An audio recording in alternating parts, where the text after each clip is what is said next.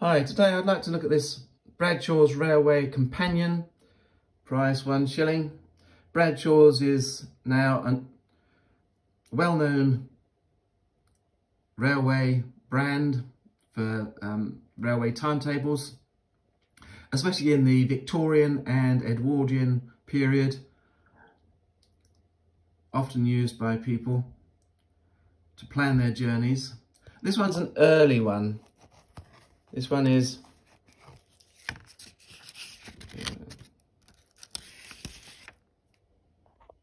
Bradshaw's Railway Companion, containing the times of departures and fares of England and Wales, and also Hackney coach fares, and it is 1844, published in London. Now, Bradshaw had also produced earlier maps of inland navigation, of canals of Lancashire and Yorkshire, and then the 19th of October 1939, he produced his first railway timetable.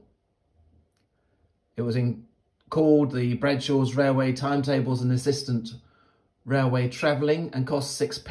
In 1840, the title was changed to Bradshaw's Railway Companion, which it is now, and the price was raised to £1, as you saw on the page, on the first page.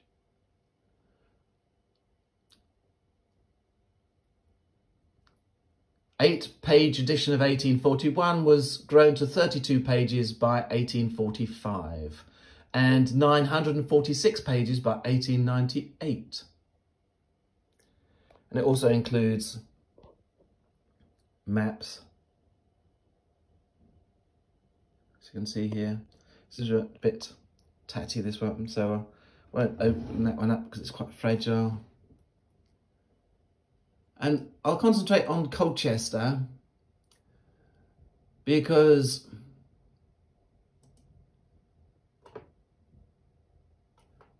it's the area I know a bit about. So if we look at Colchester, the station opened in 1843, March the 29th. So this one was produced just the following year. 1830s, 1840s were a huge expansion in railways. The first railway was started in 1825, but that was a very new thing. And so you can see there was an explosion of work on these railways, because when you think of the work that was needed, you had to go through all this land, so you had to buy the land, then you had to construct the railway, and because railways couldn't go very high, you would had to have gone either cut through hills, and then you'd have had to either put embankments in when you were going over boggy areas or low-lying areas or valleys. You'd had to put in bridges over rivers.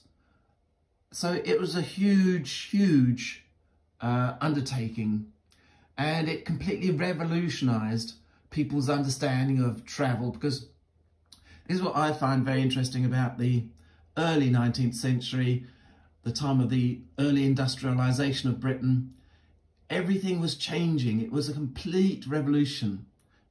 People nowadays, it would be like the internet now. You know, when I started a number of years ago, you just had the BBC B computer and you were very glad to sort of say, put in a little code and it would come up saying hello, and you get excited about that. And now you've got this almost virtual reality. It's completely changed the way we live. And this would have been the same sort of thing with railways. It would have been able to transfer all the goods so that huge amounts of manufacturing would be able to be transferred safely and quickly from the place of production to the actual centres of consumption. So it exploded the consumption of goods, and also it made people able to move around. Before, most people would never have moved far from their town or village they were born in. because it was so difficult. It had all been done by muscle power, either human muscles, either walking, you'd have to walk yourself, or you'd have done it through sort of horse-drawn vehicles, riding horses, or even something like a bullock pulling a cart.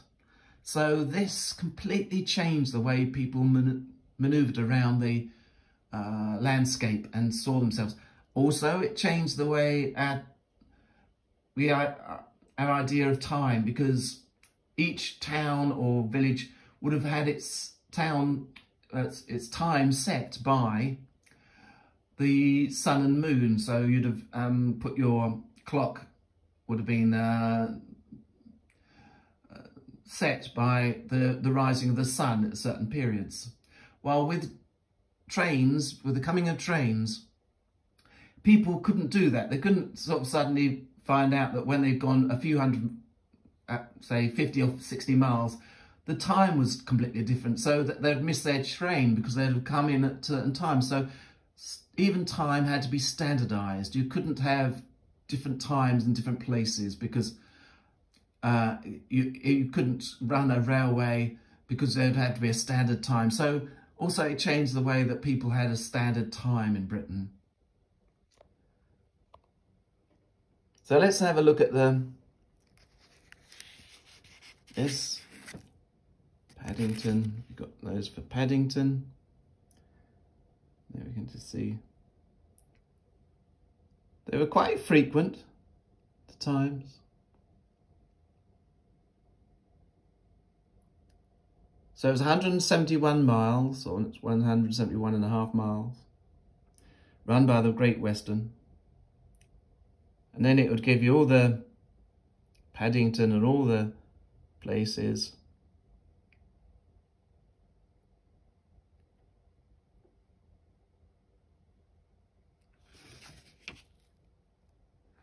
Then we've got another one, the Great Western, Beam Bridge, not a place I know of.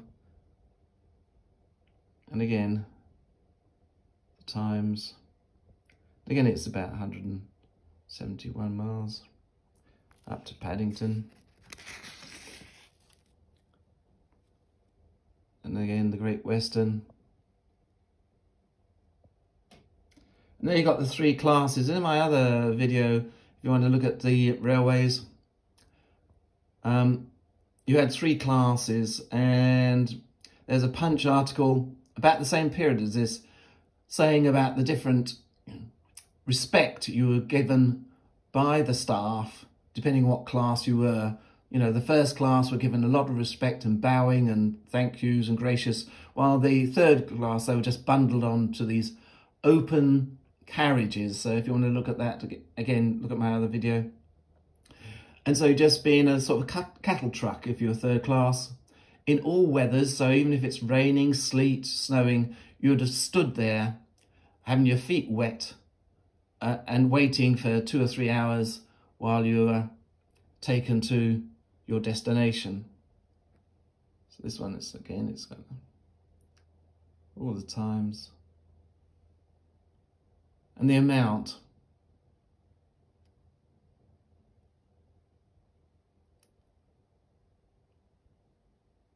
So you can see the difference between a first class 43 shillings and sixpence and the third class 18 shillings.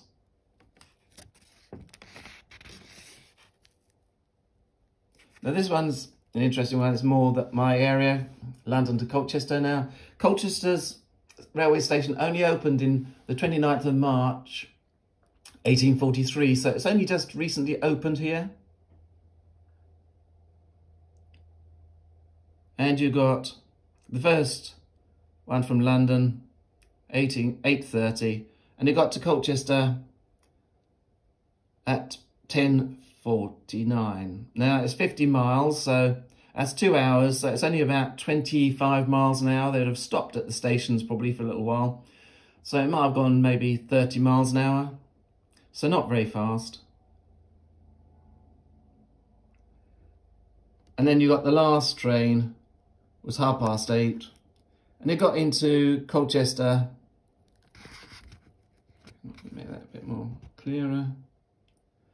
at 10:49, so roughly just over 2 hours. Now, I used to travel from Colchester to London, and sometimes it would still take 2 hours when there's problems. Nowadays, it would take, a non-stopping train would take about 3/4 an hour. A stopping train would take about 1 hour and 10, something like that. So it's half the time. So it's not a huge change, really, when you think it was 2 hours back in the 1840s. Now, these are the ones from Colchester. Now, it's very early ones, so these are probably all the produce going up to London to feed the population. So there's probably milk and vegetables that were going up to the markets in London. So you got the 2:45, and they got there at 5:40. So they had been early ones. And then the last one was been 6 p.m, getting there at 8:20. And then on Sundays, it's got some other bits there. So you can see Stockton to Darlington, the very famous one, where it all began. Then we've got Shoreditch to Stortford. And that's the northern and eastern. And so it was broken up into lots and lots of different companies who were vying for each other, vying with each other. And they call them down trains, which is from London to wherever. And then the up trains, you're going up to London and down from London. Again, London, Blackwall trains every day.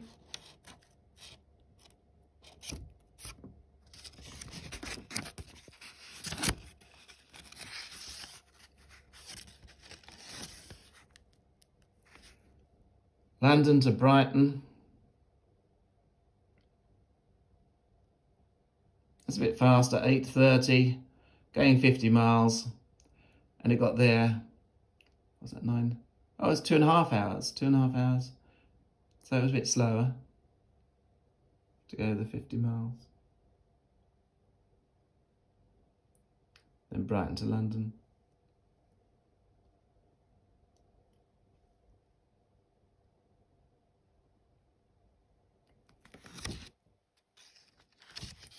So you've got all these pages with all the London to Birmingham and Manchester,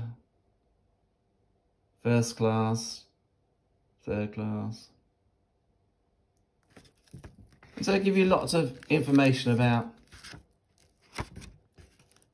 the places. And then they've got maps of all the railways.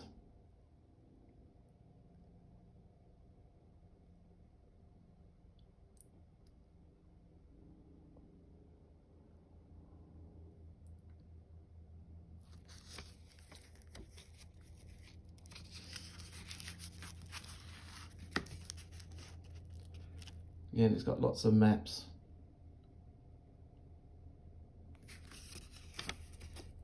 And also in plan of Liverpool. And again, it's got the Liverpool station in there. And again, going through these towns, it'd have been difficult because there'd have been lots of buildings there already. So either you knocked the buildings down, or you went under the buildings. You had to, or you never went in as far as the centre, but just left it on the outside. So here we have London. You've got the Birmingham Railway, the Great Western Railway. You got the London and South West Railway, Croydon Railway. You got the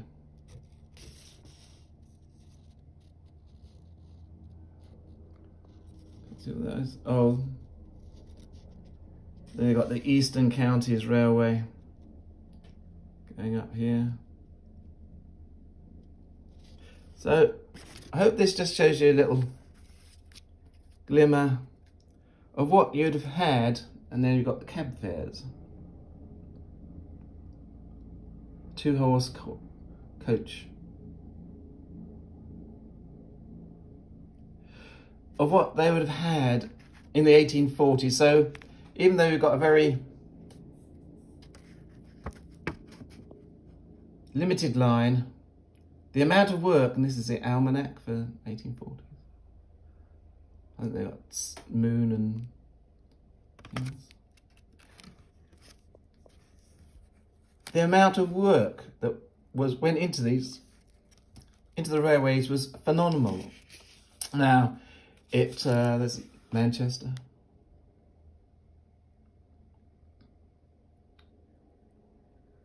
But it did revolutionise the world we live in today and became much more of a consumer society, a society that travels more, is open to new cultures, and beginning of the modern world. I hope this has been of some interest. Thank you. Bye.